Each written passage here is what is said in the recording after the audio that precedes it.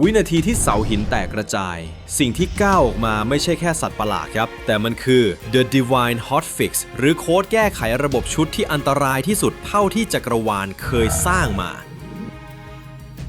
คุณเคยสงสัยไหมครับว่าทำไมเรื่องมันถึงบานปลายมาถึงจุดนี้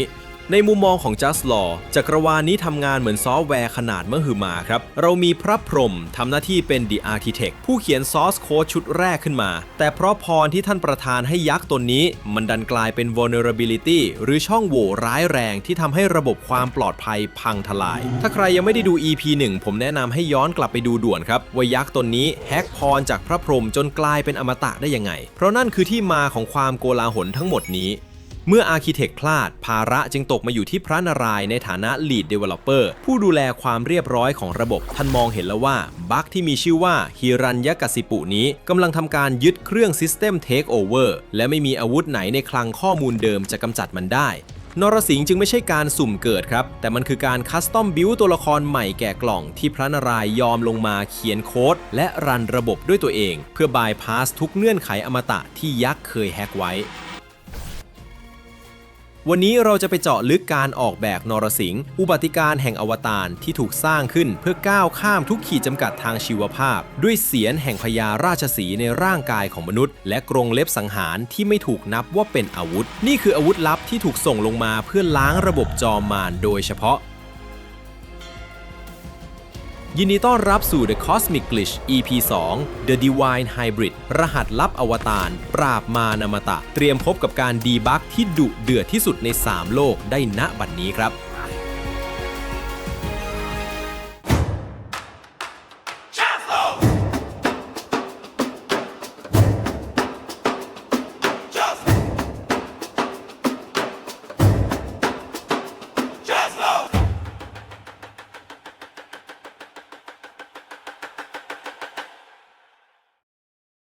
ทำไมพระนารายณ์ถึงต้องอวตารมาในร่างที่น่ากลัวขนาดนี้นั่นเพราะครั้งนี้ท่านไม่ได้มาเพื่อแก้บั๊กตามคู่มือครับแต่มันคือการฟิวส์ขาดครั้งยิ่งใหญ่เมื่อบั๊กที่ชื่อหิรัญยกสิปุเริ่มทำลายแม้กระทั่งชีวิตของผู้บริสุทธิ์และยูเซอร์ผู้ภักดีต่อพระนารายณ์อย่างประหลาดกุมารนรสิงห์จึงไม่ใช่แค่การอวตารธรรมดาครับแต่มันคือการรวมเอาความกริ้วขั้นสูงสุดของมหาเทพมาบีบอัดลงในร่างกึ่งมนุษย์กึ่งสัตว์เพื่อสร้างพลังที่แม้แต่กฎของพระพรหมก็ยังต้านไม่ได้ถ้าคุณเป็น Lead Developer แล้วต้องจัดการกับบั๊กที่ประกาศตัวว่าฆ่าไม่ตายคุณจะเริ่มจากตรงไหนพระนารายณ์ไม่ได้สุ่มเลือกใช้ร่างสิงโตเพราะความเท่ครับแต่นี่คือการแก้โจทย์แบบ Hard Logic ที่คำนวณมาแล้วทุกเม็ดอย่างแรกคือ The CPU หรือส่วนเสียรครับทำไมต้องเป็นสิงโตในโลกของโค้ดพรของพระพรหมคือ Conditional Access หรือเงื่อนไขการเข้าถึงที่ระบุไว้ชัดเจนว่าห้ามตายด้วยมนุษย์หรือสัตว์การที่ท่านเลือกเสียรพญาราชสีห์มาประกอบกับร่างมนุษย์คือการสร้างไฮบริดคลาสที่ไม่อาจนิยามได้ชัดเจนเมื่อระบบความปลอดภัยของหิรัญยกสิปุทำการสแกนใบหน้าด้วย Face Recognition มันจะเกิดอาการ System Error ทันทีเพราะนี่ไม่ใช่ User ที่ฐานข้อมูลเดิมรู้จักแต่มันคือสิ่งมีชีวิตที่ถูกคัสตอมขึ้นมาให้อยู่เหนือทุกกฎเกณฑ์เดิมที่มีอยู่ต่อมาคือ The Hardware หรือส่วนร่างกายครับแม้เสียรจะเป็นสัตว์แต่ร่างกายต้องเป็นมนุษย์เพื่อคงไว้ซึ่งสติปัญญาและความคล่องตัวในการจัดการพิกัดสังหารนรสิงห์ไม่ได้มาเพื่ออาละวาดดับสัตว์ป่าครับแต่มาเพื่อทำภารกิจเชิงกลยุทธ์ท่านต้องการร่างกายที่สามารถคว้าจับและเหวี่ยงยักษ์ไปอยู่ในจุดที่ระบบทำงานผิดพลาดได้ซึ่งสัญชาตญาณสัตว์สี่เท้าทั่วไปไม่สามารถประมวลผลการต่อสู้ที่ซับซ้อนระดับนี้ได้ครับแต่ทีเด็ดที่ถือว่าเป็นมาสเตอร์สโตรกของร่างนี้จริงๆคือ Organic Weapon หรือกรงเล็บครับจำได้ไหมครับว่าหิรัญยกสิปุขอพรว่าไม่ตายด้วยอาวุธใดๆในภาษาโปรแกรมมิ่งอาวุธคือ external object หรือสิ่งที่ถูกสร้างและนำเข้าสู่ระบบจากภายนอกเช่นดาบหอกหรือกระบอกแต่กรงเล็บมันคือ built-in hardware ครับมันคือส่วนหนึ่งของร่างกายที่งอกออกมาตามธรรมชาติไม่ได้ถูกตีขึ้นจากเหล็กไม่ได้ถูกหลอมขึ้นจากไฟอาวุธชิ้นนี้จึงไม่ได้ถูกนับว่าเป็นอาวุธในสาระบบครับนรสิงห์จึงสามารถฉีกกระชากอมตะของยักษ์ได้เหมือนฉีกกระดาษโดยที่พรเหล่านั้นทำหน้าที่ป้องกันอะไรไม่ได้เลยนี่ไม่ใช่แค่การอวตารธรรมดาครับแต่มันคือการ bypass security ครั้งยิ่งใหญ่ที่สุดในประวัติศาสตร์จักรวาลเมื่อร่างอวตารไฮบริดที่มาพร้อมฮาร์ดแวร์รุ่นพิเศษเริ่มรันระบบตอนนี้หิรัญยกสิปุจะพยายามแฮกระบบป้องกันแค่ไหนก็ทำได้เพียงแค่นับถอยหลังสู่เวลาชัตดาวน์เท่านั้นครับ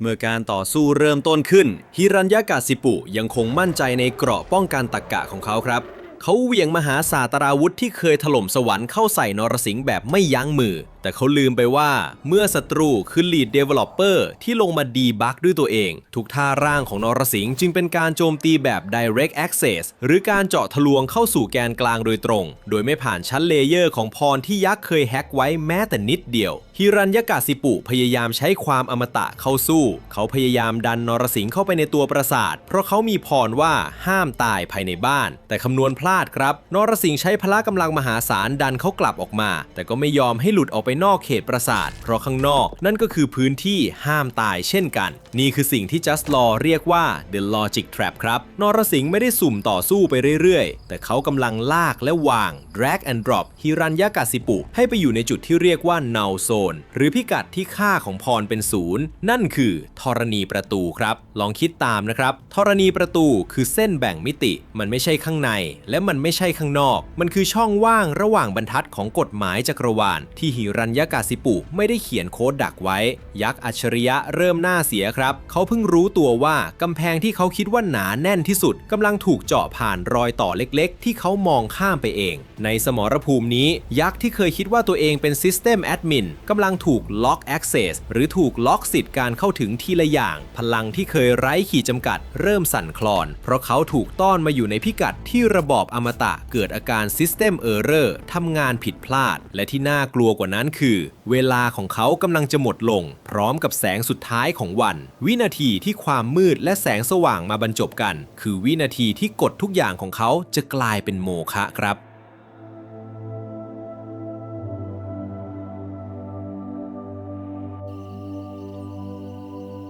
และแล้ววินาทีที่เรียกว่า Zero Hour ก็มาถึงครับมันคือช่วงเวลาที่กฎทุกข้อมาบรรจบกันเพื่อรอการทำลายทิ้งแสงสุดท้ายของดวงอาทิตย์กำลังจะลับขอบฟ้านี่คือช่วงเวลาโผล่เพลหรือ Twilight Zone ในภาษาของนักถอดรหัสมันคือช่วงเวลาที่เป็น System Idle ครับเพราะมันไม่ใช่กลางวันและไม่ใช่กลางคืนพรที่หิรัญยกสิปุมั่นใจนักหนาว่าไม่มีใครฆ่าเขาได้ในเวลากลางวันหรือกลางคืนจึงกลายเป็นโมฆะในวินาทีนี้ทันทีหิรัญยกสิปุพยายามดิ้นรนเป็นครั้งสุดท้ายครับเขาพยายามจะอ้างสิทธิ์ Access Request จากพรข้อสุดท้ายที่ว่าไม่ตายบนพื้นดินหรือบนท้องฟ้าแต่นรสิงห์ไม่ได้ให้โอกาสนั้นครับท่านยกตัวยักษ์ขึ้นพาดไว้บนตักพิกัดนี้คือช่องโหว่ของโค้ดที่แท้จริงครับเพราะบนตักของนรสิงห์ไม่ใช่บนพื้นดินและไม่ใช่บนท้องฟ้า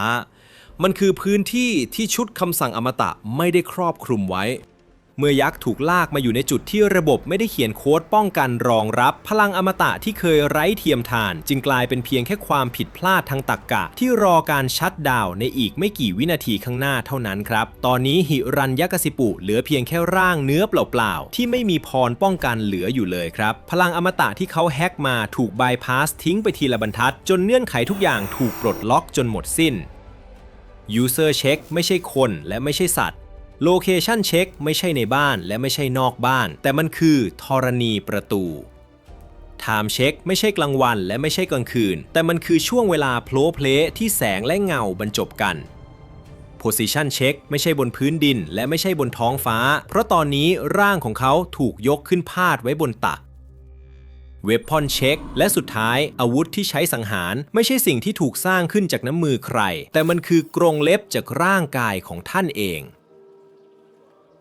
นี่คือสิ่งที่เกิดขึ้นเมื่อ Lead Developer ลงมาจัดการกับบั๊กด้วยตัวเองครับทุกช่องโหว่ถูกปิดทุกประตูทางรอดถูกล็อกไว้หมดแล้วฮิรัญยกสิปุที่เคยคิดว่าตัวเองอยู่เหนือกฎจักรวาลตอนนี้เขากลายเป็นเพียง Error Code ที่กำลังจะถูกสั่ง Delete อย่างถาวรด้วยกรงเล็บสังหารที่อยู่นอกเหนือทุกชุดคำสั่งที่ระบบจะตรวจจับได้นาทีนี้ไม่ใช่แค่การฆ่าครับแต่มันคือการ Hard Reset จักรวาลให้กลับมาอยู่ในสมดุลเดิมอีกครั้งแต่ในขณะที่ระบบกำลังจะรีบูตใหม่กลับมีบางอย่างที่ผิดปกติเกิดขึ้นกับตัวแก้บั๊กของเรา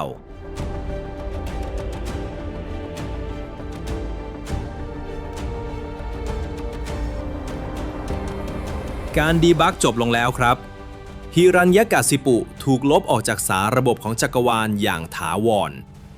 แต่ในขณะที่ระบบควรจะกลับเข้าสู่สภาวะปกติสิ่งที่น่ากลัวกว่าเดิมกำลังเกิดขึ้นครับเมื่อตัวแก้บั๊กอย่างนรสิงห์กลับไม่ยอมหยุดทำงาน ต้องเข้าใจก่อนนะครับพี่น้องว่าพลังที่ใช้ในการทะลวงพรของพระพรหมมันมหาศาลขนาดไหนเมื่อเพลิงพิโรธถูกจุดติดจนถึงขีดสุดนรสิงห์ในตอนนี้เริ่มสูญเสียการควบคุมสติปัญญาของฝั่งมนุษย์และปล่อยให้สัญชาตญาณสัตว์ป่าเข้ายึดครองระบบทั้งหมดจนซิสเต็มโอเวอร์โหลดท่านกำลังกลายเป็นภัยคุกคามใหม่ที่พร้อมจะฉีกกระชากทุกอย่างที่ขวางหน้าไม่ว่าจะเป็นเทพหรือมารรหัสลับถูกไขยักษ์ถูกปราบแต่ดูเหมือนว่าจักรวาลกำลังจะเจอกับกลิชความผิดพลาดครั้งใหม่ที่ใหญ่กว่าเดิมเมื่อคมเขี้ยวแห่งอวตารที่ปราศจากการควบคุมกำลังจะเปลี่ยนสวรรค์ให้กลายเป็นนรกเสียเองใครจะหยุดสัญชาตญาณมหาเทพที่กำลังคลุ้มคลั่งนี้ได้เมื่อแม้แต่พระพรหมก็ยังเข้าไม่ถึงตัวพบกันในตอนจบของซีรีส์ The Cosmic Glitch EP 3 The Avatar's Wrath สยบอวตารพิโรธลบเพลิงโกรธนรสิงห์เมื่อผู้ปราบมารกำลังจะกลายเป็นมหันตภัยเสียเองและการปรากฏตัวของสารพะรหัสลับสุดท้ายที่จะมารีเซ็ตจักรวาลนี้ให้กลับมาสมดุลอีกครั้งห้ามพลาดนะครับเพราะบทสรุปครั้งนี้จะเผยให้เห็นความลับเบื้องหลังมหาพิโรธที่สั่นคลอนไปทั้งจักรวาลกดกระดิ่งรอไว้เลยและเจอกันครับ